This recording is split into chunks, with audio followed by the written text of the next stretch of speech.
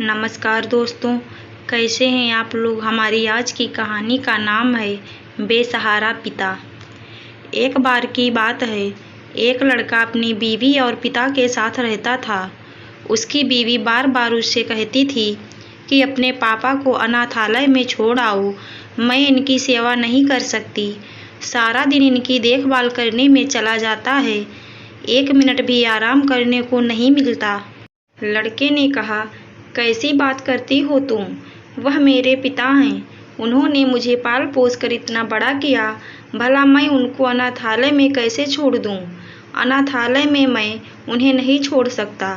ऐसे ही कुछ दिन और समय बीतता गया। एक दिन उसकी बीवी ने कहा, आखिर पापा करते ही क्या हैं, वह घर पर पड़े ही रहते हैं और तुम्हारा पैसा भी लगता है उनकी दवाई में। उनको छोड़ दो ना अनाथालय में। बेटे का भी मूड बदल गया और उसकी बीवी कहती थी, मैं उनके बूढ़े बाप को नहीं संभाल सकती, उनकी देखभाल नहीं कर सकती, इसलिए आप उन्हें आज ही अनाथ आश्रम में डाल दीजिए। बेटा जब अपने बाप को अनाथ आश्रम से छोड़कर वापस आ गया, दोनों आपस में खुशी खुशी रहने लगे। कुछ महीने बीतने के बाद दिवाली का पर्व आने वाला था। लड़के ने अपनी बीवी से कहा, अब तो दिवाली आने वाली है, क्यों ना पापा को कुछ दिन के लिए अपने पास ले आऊं। उसकी बीवी ने तुरंत मना कर दिया। उसकी बीवी ने कहा, नहीं, उनको यहाँ मत लाना। क्या करोगे उनको यहाँ लाकर, जहाँ है वहीं रहने दो। बेटा भी मान गया। बेटे ने कहा, ठीक है, कोई बात नहीं। एक दिन शाम को ऑफिस से आते समय उसने सोचा, चलो दिवाली का पर्व आ गया है, पापा से मिलकर आ जाता हूँ। तभी उसकी बीवी का फ़ोन आया और कहा, अपने बाप को यहाँ मत लाना, त्योहार पर भी घर आने की आवश्यकता नहीं है और उनको त्योहार पर भी घर मत लाना और हमें शांति से जीने दो। मैं और नहीं कर सकती उनकी सेवा, वहीं रहने दो उन्हें।